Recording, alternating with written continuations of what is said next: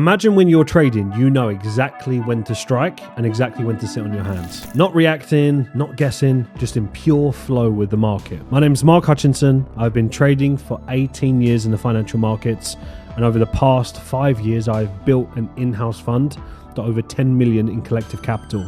Now, we've done that not by camping out on the lower timeframes. We've done that by not getting stuck to just one instrument or one pair. We've done it because we have a hybrid approach, a hybrid trading method. It's exactly why we've hit these levels and why we now have so many traders all over the world making this a full-time income. Hybrid trading is the accumulation of every single thing I've learned over the past 18 years, but in a way that is step by step for you to understand the bigger picture. You're no longer being camping out on the lower time frames. You're now higher time frame and lower time frame. You're no longer labeling yourself as, oh, hey, I'm a scalper or I'm a swing trader. You're neither. You don't need to be bracketed in one, because if you are, you're limited. If you're just a scalper, you're limited. If you're just a swing trader, you are limited. You have to be everything. And the only way that you do that is by having a strategy that can be everything. And I think a lot of strategies are going to come unstuck in 2026 because I've already seen it. These concepts that once were working, which I knew it would only last for a period of time, is no longer working. This is the next evolution of trading. Falcon was the one to pioneer clean charts, no indicators, no mess. We have done it again. 9 years later, we have something that is going to be revolutionary, and you will see exactly why on the charts. Once you understand this, you actually can't trade the same ever again. Like, once you see it, you cannot unsee it. And to not take advantage of it is almost leaving so much money on the table on purpose. Who in their right mind would do that? Right, so I'm going to show you an example of just how powerful it can be. And I'm actually going to do it on the logic for those of you that just trade on one pair. So this is where you have it. It would be the equivalent of me showing you this one run and going, yeah, do you know what? Pound CAD is going to be the same every single time. I won't be able to trade pound CAD every single week. Like, sometimes it's going to be awful. Let me just zoom out and just show you. Sometimes it is going to be in a squeeze. There was once a time, I think, here, look at this. Thinking that pound CAD, imagine I specialized in pound CAD for whatever random reason, and I traded through all of that. Look at how many years, 09 to 2013, 2014-ish, all of those years trading in that squeeze. Do you really think pound CAD's lower time frame trades, daily trades, 4-hour trades, 1-hour trades, do you think that it's exactly the same here versus that run there, or versus that run there, or this run there, or this run there? Well, you actually think that's the same, or that run there? That's so naive if you believe that. But you don't have to be stuck to that. You don't have to be limited to that. You just need to know how to swiftly analyze different instruments. That doesn't take you 55 minutes. It takes you 5 seconds. So for example, pound CAD, this is the higher time frame. Actually, just by understanding the higher time frame, there is an element of advanced swing trading. I actually think swing trading is a thing of the past. Most people don't know how to swing trade effectively. You need advanced elements to it, which we've got within our strategy. I actually think this is going to be one of the biggest revolutionary parts of our strategy next year, but I'm teaching people now. I'm getting them ahead of the curve and getting them ready for it. But if you look at this run, and I go into the lower time frame, so you know where the daily is, right? Take a look at this. If you were just camped on 4 hours too high, we'll go lower than that. If you were just on the lower time frames, you could easily get sucked into trades here. You could take a loss there. You could have taken losses in here. You could have taken break-evens and losses in there. You could have tried to attempt to get it again. Forget the fact that it says pound CAD. It could say euro dollar. It could say pound dollar. It could say anything. It actually doesn't matter. Price is price at the end of the day. So you could have taken a whole bunch of losses just by not zooming out and looking at the bigger picture. There's a time and a place in which the lower time frames are ready and that are shaping up for you to enter. Where if I go daily, we had a beautiful scenario, and I'll show you this whole run where we had daily entry. So you can see, look, we're right at these highs breaking through, and you always want to go, and I'm teaching you a lesson for free here, you always want to go to the most recent structure. So we can identify that. So what I would do is I would go, right, this is the major high that I am interested in, if you like, because this is where my advanced swing methods are going to come into play. And then I'm going to go one time frame lower to identify exactly where the range is. So you can see tap one, number two, we break above, perfect. Then we go back to the daily, and then we can see quite clearly, failed attempt, Failed attempt number 2. Usually it's going to go on the 3rd. So we have our daily entry here. But you might be wondering, well, I don't want to enter on a daily candle because you've probably been brainwashed to think you have to have a 200 pip stop. In some cases, that's what it will require. But I wouldn't get in that way because there is way more effective ways to do it. And I'll show you 2 ways. Number 1, you would crop through all of those wicks anyway. So it's a 70 pip stop. And if we actually look for target, you've got target 1 at 3.5. Target 2 at 5.5, and then your larger target around here for around 8 to 1. I would still not take it that way because there are more effective ways to take it. I would actually be getting in, and I'll go back to the daily. Bear in mind this is daily entry. I would be in there, and I'll quickly show you why. How about we give you a little gem here? So we'll look at 2 ways. So you've got that right there. There we go. So your entry is bang on there, and your stop is there. So we're going to call it 25. So 25 pip stop, taking advantage of a daily time frame, and then now you've got from to target 1, you haven't got 3.5%, have you? You got 11 to 12%, and then for your target number 2, you've got 17 to 18%, and then for target number 3, you're into the 20s. You might be saying, well, how do I get all targets? You know, like, because what if there's pullbacks? Well, this is the point of funding mechanics, isn't it? So funding mechanics teaches you how you don't just need one account. Who is telling you that you need to trade every single account the same? Don't go with the whole lazy method. That doesn't work anymore, where you just chuck everything on a copier and hope that it's going to all get filled. That actually does. It's not sustainable. You're giving yourself so much risk where you could easily get unfunded if you go through the poor sequence. You actually need to gain an edge over trading things differently. So this would be your background position, right? This is what it would look like.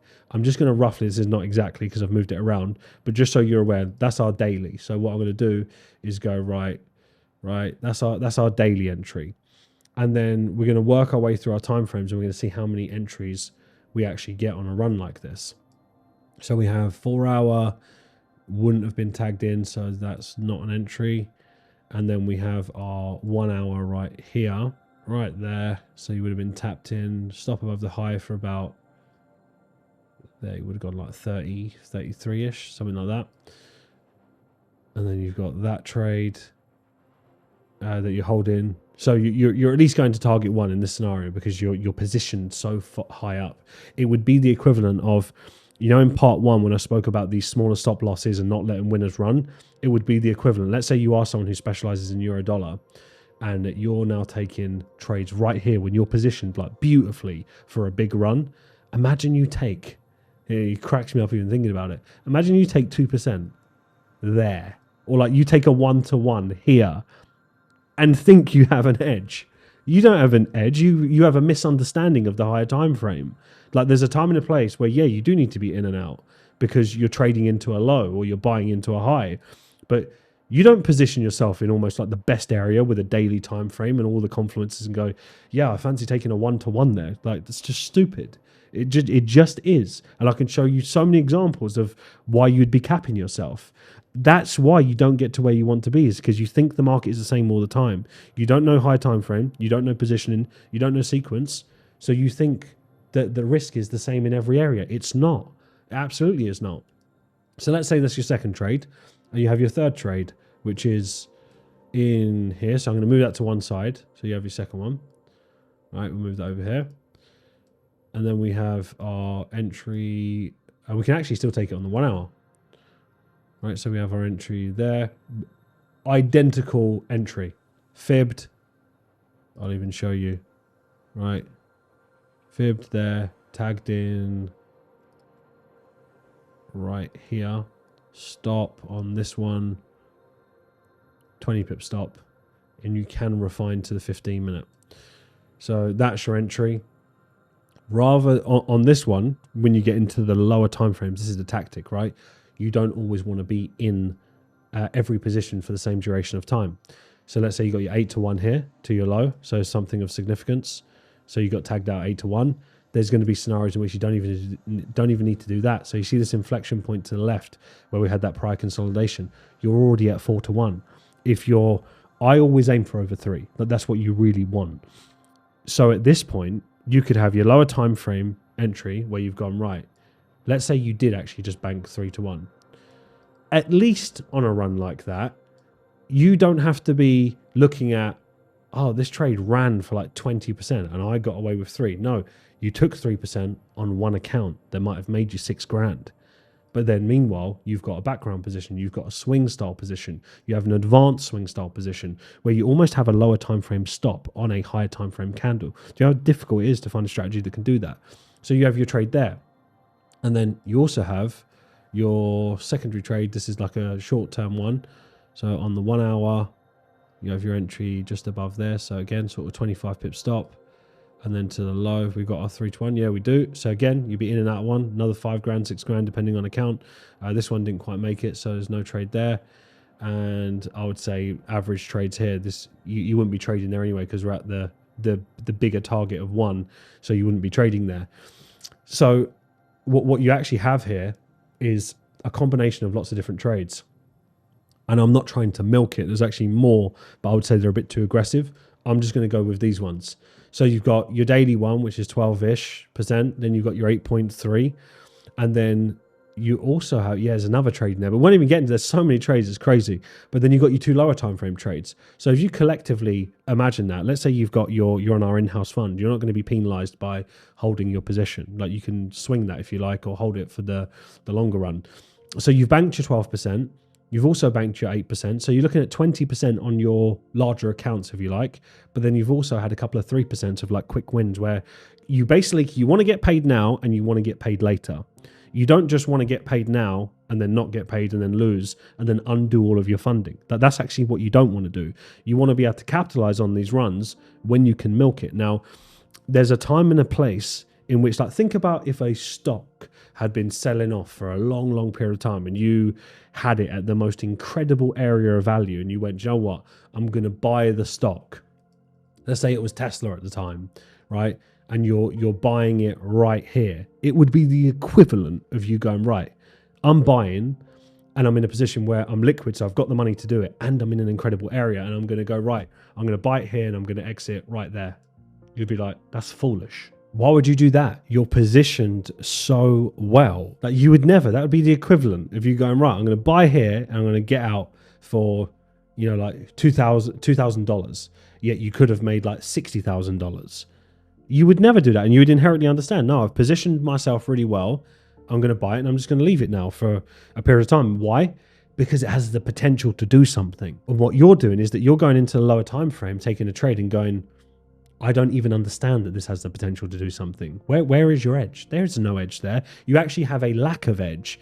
And I think the more and more I understand it from the traders that I am teaching and helping that have come from these different variations, I understand more and more how it just doesn't work in the long run. A cherry-picked example is just not good enough. You need decades of data. You need to be agile. You need to be able to go with, like, the market sometimes is really tricky. We get big gaps. Market's indecisive. We could be going into an election year. So many different things could be happening. So you need more than just the hammer in your toolbox. You need the screwdriver. You need the wrench. You need all of it. But what you're trying to do now is that you're trying to screw something in with a hammer and then wondering why it's not effective for a period of time. You was using the wrong tool, and you only using one time frame. Yeah, one session, one time frame, one pair sounds fucking incredible until it's not. What I'm trying to say is, what sounds good isn't always effective. What sounds great is usually the thing that lures you in. But you know what it's also doing? It's making you avoid all of the hard work, because there is a certain sense of allure of, like, if I don't really have to think or do anything and I don't have any discretion, it's 100% mechanical, and then it's like a license to print money. Well, is that, if it's too good to be true? It probably is. Otherwise, there would be people turning like 10 grand accounts into millions in just 1 year. Trading is not that easy, is it? What I'm trying to help you with is that there's going to be certain pairs, whether it's euro dollar, euro Aussie, Aussie dollar, pound dollar, that, yeah, if you did focus on that pair for a set period of time, like pound CAD, you could absolutely milk it. But you need to know when something is positioned to be milked versus thinking that the one pair is ready to be milked every single day. That you're not going to gain an advantage that way. You actually need, I'll give you a really simple model or a concept, if you like, that is so tried and tested. If you are, even in an isolation, it's great. But if you then match it with a high time frame hybrid strategy, you'll be unstoppable. So what you want is let's say you see a sell-off, right? You want to see where you have a lot of volume. So you'll usually see that in the form of a correction like that, or you'll see it in the form of price doing this, move up quite sharp. So you'll see kind of a sudden move. It doesn't have to be in one candle. It could be a couple of candles, and then price leaves that area. Once you see price leaves that area, you want to see price come back up, but miss it. So the second part of it needs to miss the first area, and we need to establish a gap in between that price. Once we do this, we tend to move away. We don't have to tag the low. We can sometimes get close to it. It's ideal if it tags the low, and we want to fill that gap. And once that gap is filled, that is your isolated model entry. It's so simple. You might think, Mark, if it's that simple, why wouldn't everyone do that? Well, you have to imagine this. So I'll draw out both. So let's say you've got same thing, moves up, comes down, comes back up, and it's this gap that you should be interested in. That gap right there. I'm giving you so much free nuggets right now, you don't even realize that you've got these gaps in price here. So where is all the manipulation happening? It's happening in there. Where are you losing a lot of your trades? Not necessarily always there. You're actually doing it lower. So understand this.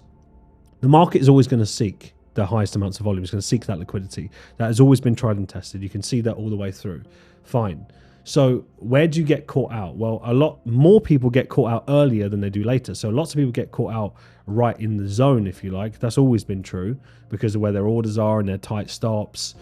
But in between, the amount of damage that they do, it's actually stuff that you don't see. So it'll be like the equivalent of, you look at a model like this and go, well, that seems obvious. Just wait for the high to get swept. And let's say that is a London session high and this is a New York session high, like same isolated entry, different session. You could go, right, it's in the session where that would make sense. I'm trading a dollar cross pair. And by the way, when I say don't stick at one pair, I don't also then by default mean trade 28 pairs. Like a lot of the times I'll be focusing on 3 to 4 pairs max at one time. I might have a bigger watch list, but I'll look through that watch list and sometimes write something off because it might look good on Monday, but now it's Thursday and it look garbage, and I'd leave it alone until next week. So then on that one given day, I'm scanning through 2 to 3 pairs. So it's not that I'm saying, right, you need everything and you need to look at all simultaneously. I'm actually not saying that. I'm closer to how you are trading than what you think. I just gain such more an advantage because I have a bit more choice when choice is necessary. But what you don't realize with something like this is that you take the isolated setup and go, right, New York session, London session. In between here, there's going to be lots of little spikes, wicks, highs where you go loss, loss, loss. And then when the actual trade does happen, because you've not learned how to wait correctly, you either miss out on that one or this trade now has to offset those losses. Now, this is where you shoot yourself in the foot again, because not only do sometimes you go, well, mathematically, if I take 2 losses in a row, I can now just focus on getting more wins. You're now relying on a high strike rate. Why? Because you're capping them as well. So not only are you doing some of the right thing, which is like at least you get back in the trade when you need to in the best area. But then when you do that, you go, yeah, fancy capping that at 2 to 1. So you're just back at break even again. But you're capping it on something that has more likely the potential to do 90% of the range.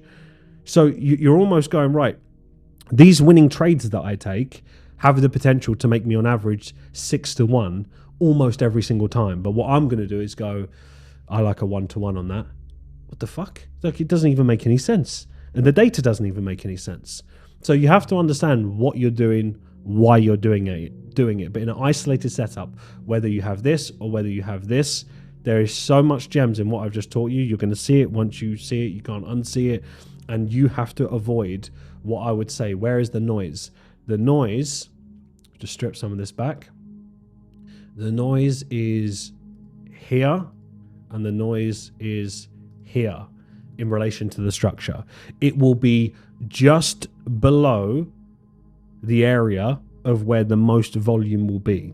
So the most amount of traps will happen just below the main area that has the sharpest volume or the most corrective volume. If you understand that in an isolated fashion and you extrapolate that out to the higher time frame into the lower time frame, and then also not limit yourself to just one instrument, so when something is super messy you can move on to the next thing, you have such an advantage over most strategies. Guys, this is why our traders are winning, not because they have a magical strategy. They've just mastered context. That's it. Like, there are so many of you that have picked up some really good things. Do you know the one thing I do like about scalpers? I like the fact that, or any of these people that trade in these lower time frames, I love the fact that they don't have fear of taking entries. When I mean this mutually respectfully, because look, I get why you would want to trade that way. And I also respect the fact that anyone who trades any strategy that's trying to learn to trade, huge respect, because it's a difficult game. It's not really me versus you or this strategy versus that strategy. I'm just simply pointing out the flaws and calling it as I see it, and from my experience and from the experience of teaching those individuals. It's like none of them are connected. They don't know each other. They all had the same problem. It's like you can't make this shit up sometimes. However, when you understand context, you gain an edge. What is an edge? Upper hand. What upper hand do you have by just trading one instrument? I can't think of many. What upper hand do you have by trading more than one instrument? Well, you have the upper hand that some markets are going to be very messy and some are not in that same time. Like, thinking that you just need to focus on the dollar cross pairs would be naive, because they could be in a horrible cycle, and then you could also have the yen pairs that are in a beautiful trending market. Why do you care what the pair says? Who sold you on that idea that I love this because it says EUR/USD versus Kiwi yen? Why do you care what it says on there? What you care is spread. What you care about is positioning. Can you manage your risk? Is there potential for this to trend? Why do you care what symbol it says? It doesn't matter what the symbol says. What matters is, can I gain an edge on this? If anything that I've said throughout this episode has maybe even it's antagonized you to a degree, maybe you should actually look into why that is. If it's triggered you, maybe I'm pushing on a pain point that deep down you don't want to accept, but you actually know to be true.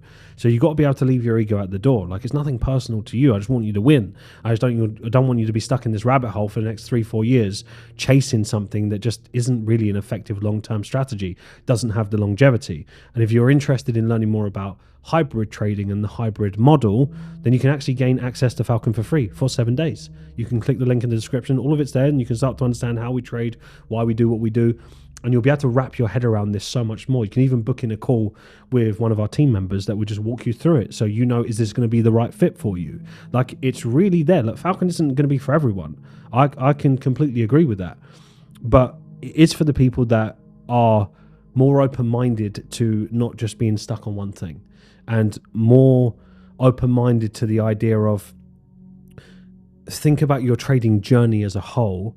Do you want to be someone forever that is just trading London session? Deep down, I don't believe that you are. Like, imagine when you have kids. Imagine when you got these different responsibilities. Imagine the only way you can make money is by doing, a session for a couple of hours. Do you think opportunities are only available in set 2 to 3 hours? That's ridiculous. The market is always moving. And thinking that I can't trade 5 minutes out my session, again, these are all myths that if you actually look at the data, it doesn't really support anything. So again, if you're someone who is genuinely open-minded, you want to leave your ego at the door, and you actually want to make this happen, you know where we're at, you can ask us questions, and you can try it for free. There is literally no risk for you.